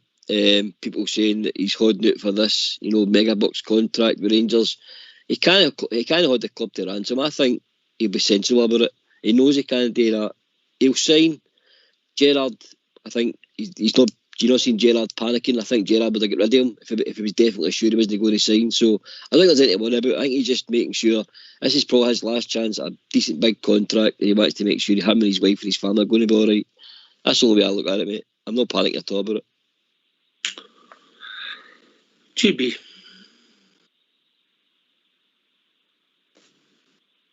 GB? Oh, sorry, mate. I couldn't get my wee mute button off there. Oh, well, they call that, the official term is doing a bridge. But you doing a lap on around there, yeah? I was lifting my trophy above my head, mate. Sorry. What were you saying there, Port? Sorry? I was saying about Connor Goldson, whether he was signing a new contract or no. Aye. Well, for me, Connor has been gaining a new lease of life with being at Rangers for me. I don't honestly know what he's expecting. I'm a bit annoyed about it because he will be on a good enough wage with Rangers now. Granted, they could maybe go down south and get more.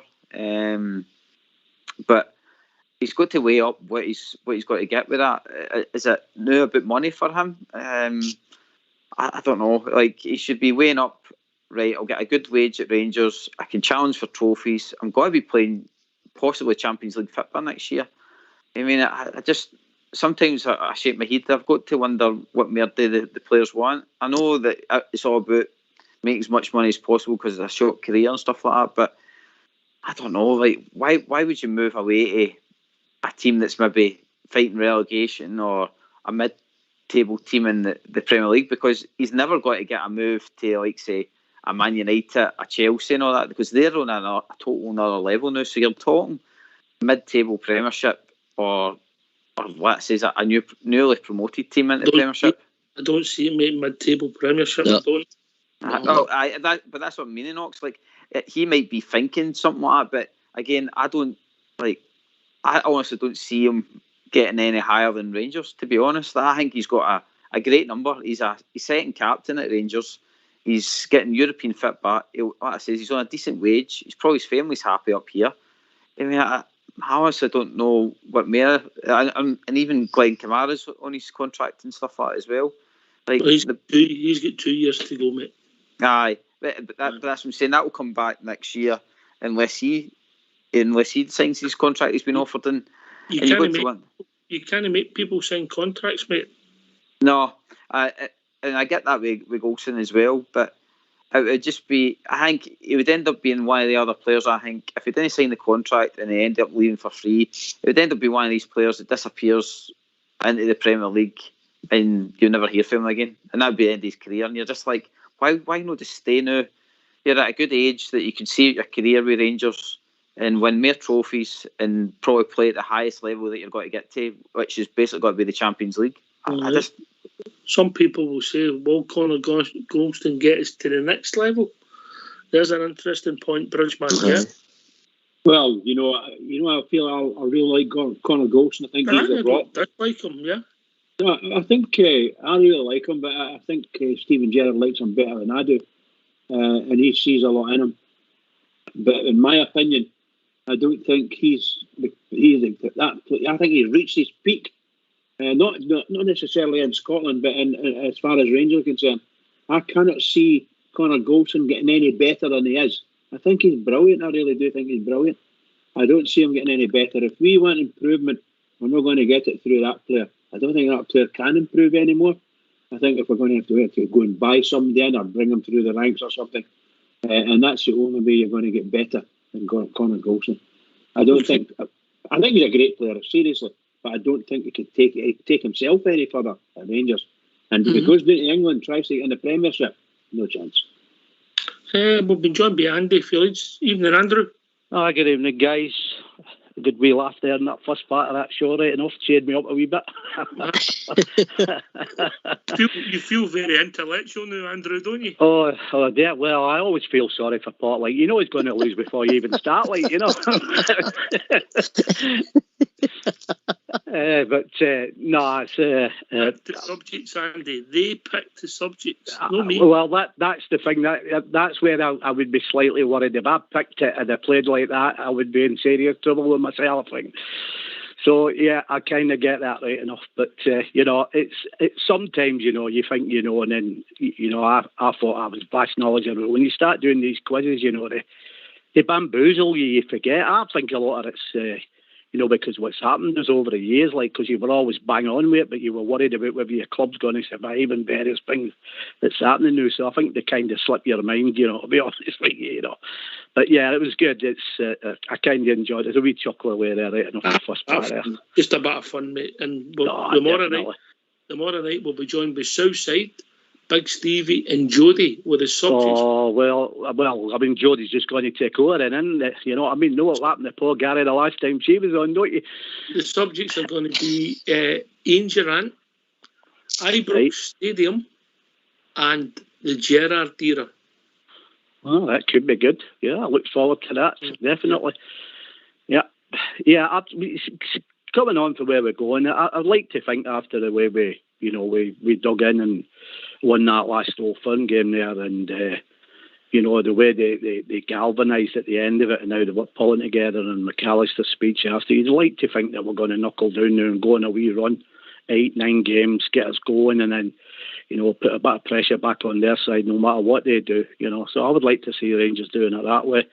On the Goldson one, I'm kind of annoyed with him. Listen, if that guy had anything about him, right, he would sign the contract anyway. If he's good enough, or he thinks he's good enough, or his agent's good enough, he'll get him the deal. But then he'll not just walk out of Rangers leaving us with nothing. At least he'll leave us, you know, with the fact that he signed the contract. And if anybody wants him, they would have to pay for him. That's the kind of thing with Goldson that's really annoying me about him at the moment, right enough. But we'll see. You never know. I mean, the way he reacted after we won that game there when we scored the goal, the way he was jumping up and down and actually put a smile on his coupon, he might decide to sign. And if he does, then that's good for Rangers. He plays in the team, you know, he's done well, you know, so you've got to go with what the manager picks. But I would like to think out of the loyalty of what we've done for him, I think signing a contract's not too much to ask, you know what I mean? And if, like I say, if anybody does want him, they'll come and, you know, there'll be some deal. Rangers will get something out of it. He'll get something out of it, you know. So we'll see on that one, you know. Time will tell. I mean, I'm glad that the majority of the squad we've kept. I'm still surprised Backus stayed out of all that right enough, but I'm glad that the squad stayed. Nobody's going to touch him in the wages. No. But he's on big wages, him. Yeah. Well, they're big for his level, yeah. It's no. Already he's going to be gone. He's not going to get a pay deal like he's getting this new, mate. So he's just going to. No, right enough. What do you reckon he's on there? Just putting in there, sorry. I don't like discussing his individual wages, but he's on better than Bridgeman, yeah. Aye, okay. Well, you know, we'll see. But as I say, for me, I'm just glad that we kept the majority of the squad. If they all come together and knuckle down, we should have enough to do what we need to do by the end of the season, and that's win that league. So we walk into that Champions League is a different ball game. That's my and the League Cup and the Scottish Cup I want as well. You know. So Andy mentioned loyalty, Port Bear. Loyalty. I don't know if it's that both ways in football, is it? It's a ruthless game. I see a lot of players, maybe you're going to think I'm very harsh on modern day players. They're not like the way they used to be with loyalty. I think a lot of them are absolute mercenaries now. They'll go with the highest, whoever's going to give them the highest wages. But I'll tell you, Connor Goldson will make the biggest mistake, in my opinion, believing Rangers. Because he'll end up somewhere like Norwich, maybe a Bournemouth. I'm being honest, championship teams, if he thinks he's going to go to anywhere near the Premier League, I think he really needs to think twice about, you know, his ability for a start. I think Oxford was sort of touching on earlier on by saying, can he go a step further at Rangers, or is he run his course? Because we're getting to the Champions League, and that's a question. Is he good enough for the Champions League, or do we need to move on another level? So, you know, I get what Andy's saying, I agree with him, showing a bit of loyalty, but unfortunately I think a lot of these players are out for themselves now, mate, and they're like mercenaries, they go to the highest bidder. Yeah, players come and go. Try not to get too upset about it personally. I know when you're younger, Andy, you get caught on it when your sort of favourites going. I mean, I'd like Connor Goldson to sign a contract so we could maybe sell him, but it works both ways. If we give him a 4-year deal and then by a year you want rid of him and you can't because he's sitting with a 4-year deal, it's difficult, isn't it? Yeah, that's a good point you make there, right enough. But I get what you're saying. I think what you've just said there is more right and possibly what I'm saying. It's just looking at where we've took him from and what we've done for him. Because before we won the league and all that, he lead some howlers of the game. Like, you know, I mean, I was very critical. I used to call him his twin brother whenever he played well, you know, so...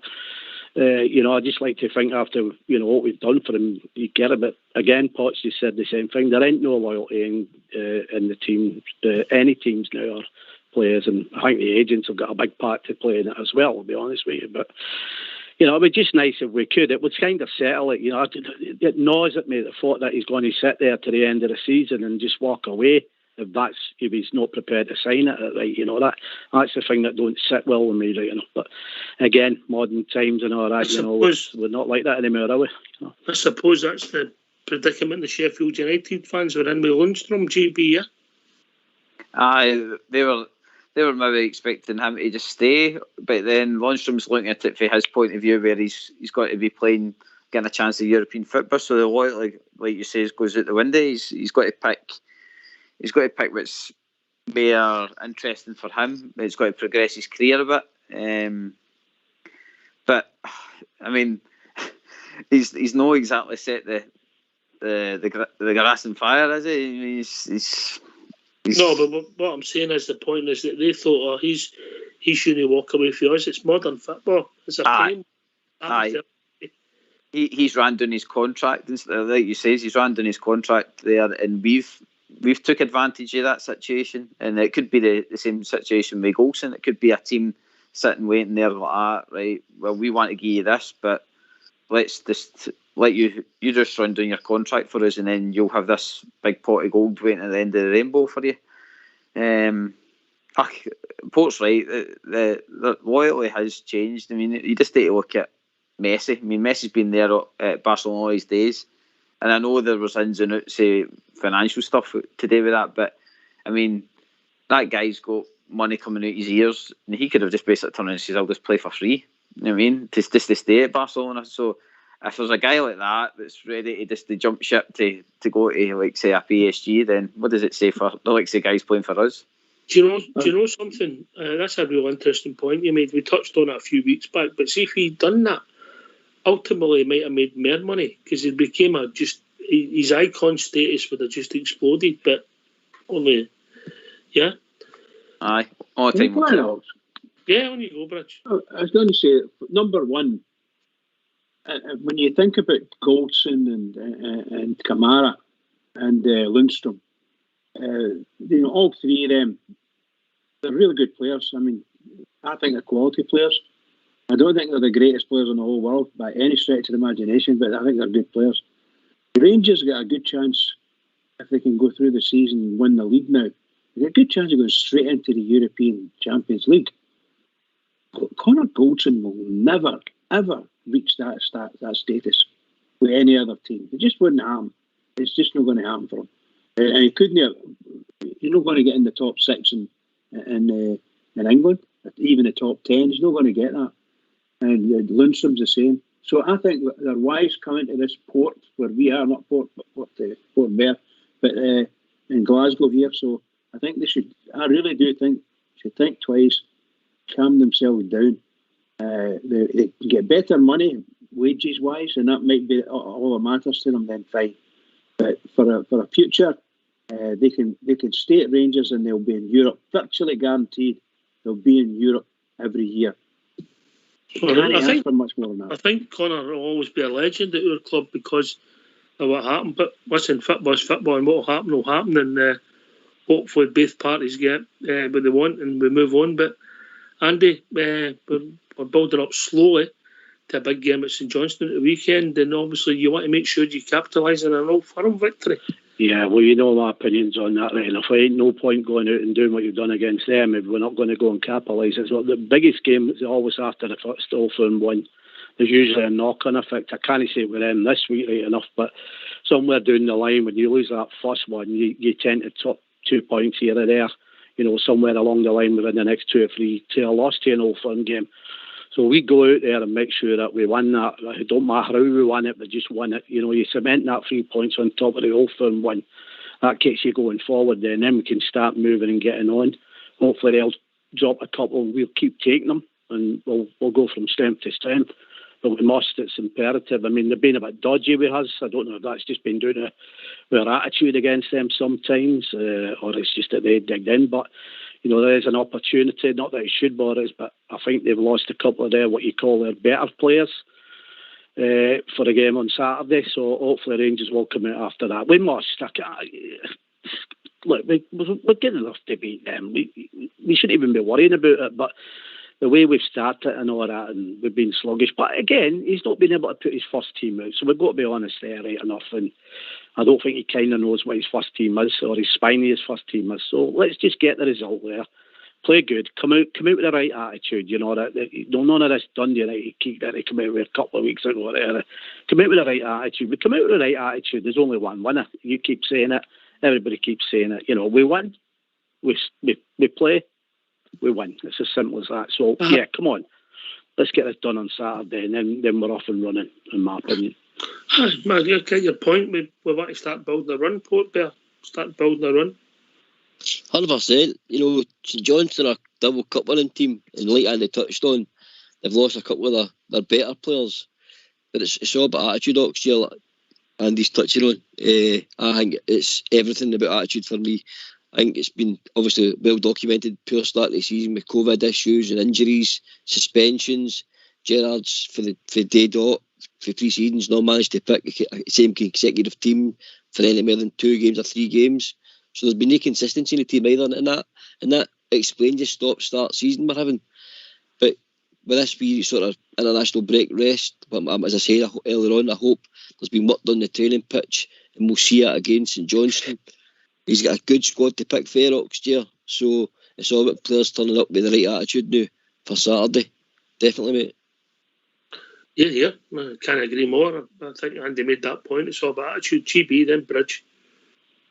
Gary Mack made the point in his post-match interview after the Old Firm game. He says that's the level.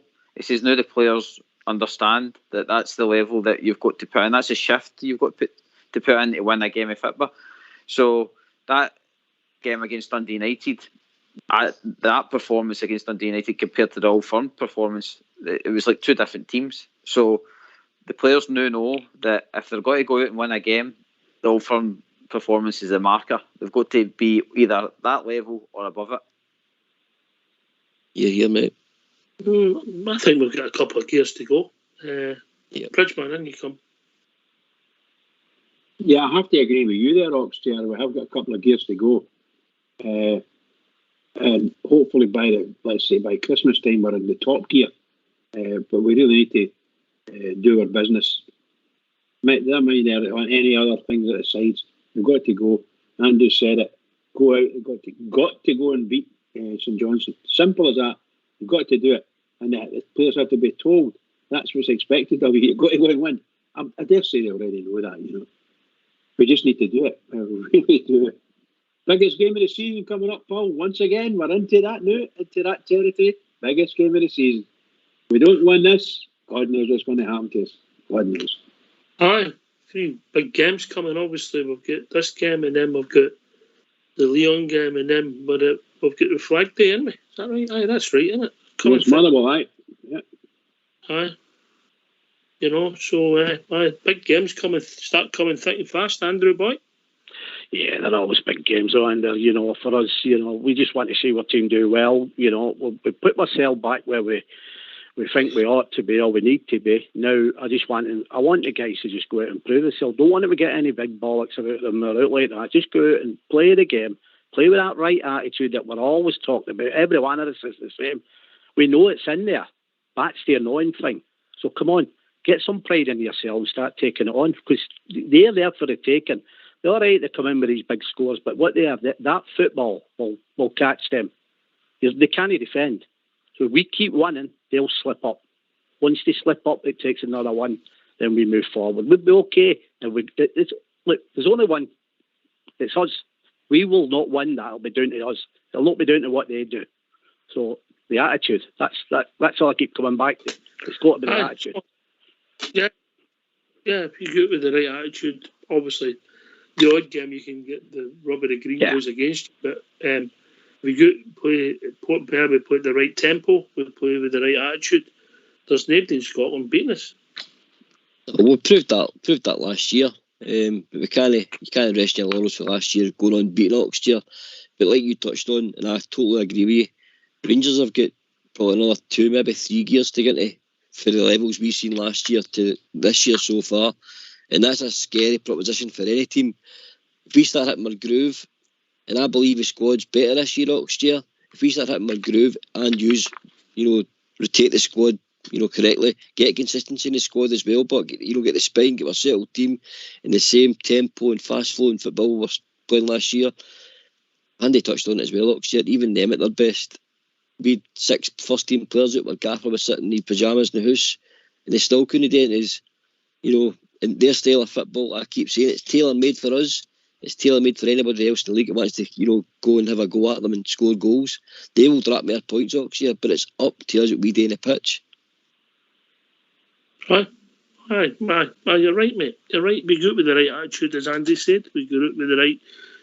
tempo. GB will win enough games to see us win the league. Yeah. Yeah, just like last season, after we won all from last season, we went on that run right up to New Year, Oxen. I think we need to kind of go on the same kind of run, mate. I think we need to get to that New Year game again in a great position, and what I say is secure the New Year game, and that takes us right into January again, and that's when the pressure will mount, mate. Mm-hmm. Can I give a shout out to our newest moderator on YouTube, Tam? Thanks for getting involved and thanks for taking up the cudgel. And of course, our own Tracy, who's also helping out on YouTube. Thanks a lot. We need all these people to make Rangers Radio function and all the platforms we're on. We're everywhere. Andy, you know that. You're a celeb now. Aye, so aye. Some of the buggers putting me one dancing and doing at Blackpool there. I got up to see that yesterday morning, like, you know, but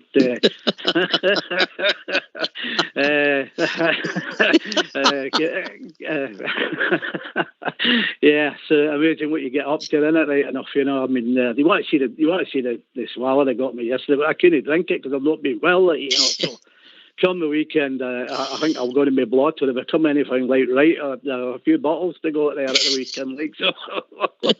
But yeah, it's amazing, isn't it? You think you're just standing in a corner having a wee drink in Blackpool or down in Scarborough, and all of a sudden you pop up in these bloody feeds. I'm just glad I wasn't swearing or saying anything naughty, like, or I'd have been in the front of the papers, wouldn't I? Like, you obviously, if you'd done anything like that, you obviously wouldn't be on this show.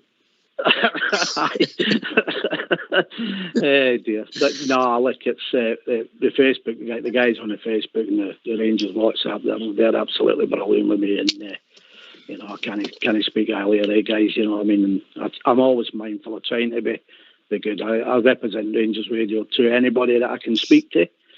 I don't make any apologies for that, and I try to get as many to listen to the show and hopefully ring up as new members for the show.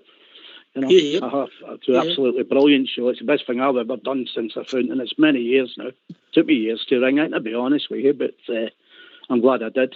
And the people I've come across along the way has been, it makes me feel very proud to be a Rangers supporter and very proud to get, although I've not met anybody personally, you know, in person, like, I feel like I know them all anyway, like, so I'm hopefully them days will come, you know. Is GB will testify you're very quiet in real life. Yeah, well, I kind of can see that, aye. He's like 007, I tell you. He was like Agent James Bond when I was standing there saying hello to everybody. Didn't even know who he was, and the next minute, as soon as he spoke, that was Oxdear. Knew he was right his way. Gary, it's always the younger ones you've got to watch out for. But you know what I mean? That's it. Just shut up, Andy. For God's sake. To be Andy, to be fair, he was carrying a hangover, so let him off it. Nothing new there, isn't it? Aye, that's it. So, can I also give a shout out to our own Cumbrian Bear, our good mate and a friend to a lot of us in Rangers Radio.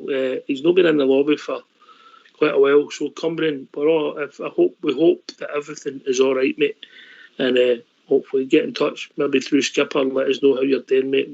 We all miss you. Right, okay, well, we've reached that time of the evening. Thanks for taking part, Port Bear. See you later. And GB. Aye, Ox, thanks to everybody for putting the quiz and that together tonight. I tell you, it breaks up a night, mate, and it was, it's brought back some good memories with some of the questions tonight, mate. Cheers for that. Port Bear. He wanted the champs away laughing, you know what I mean? He's laughing up his sleeve, isn't he? Aye, great night, Ox, yeah. Thanks very much, mate. It's not about the winning, it's about the taking part. Well,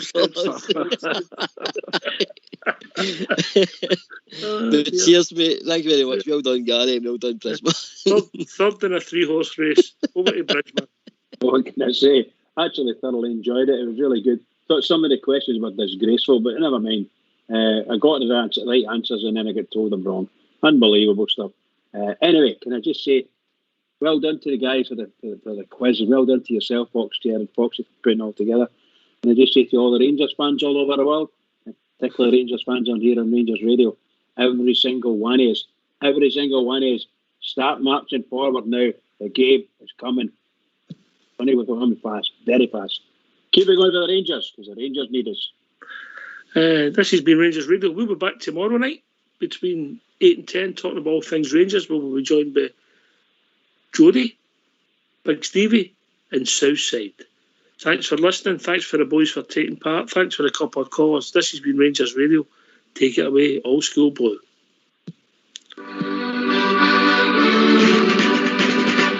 Now we're on our way to Ibrox, come join our happy throng. We're on our way to Ibrox, come now move along, and as we march along the way together, we shall sing this song. We shall not be moved. We shall not be moved, not by the hearts of the Celtic. We shall not be moved. Hey, we're on our way to Ibrox, come join our happy throng. We're on our way to Ibrox, come now move along, and as we march along the way together, we shall sing this song. We shall not be moved. We shall not be moved, not by the hearts of the Celtic. We shall not be moved. We shall not be moved. We shall not be moved, not by the hearts of the Celtic. We shall not be moved.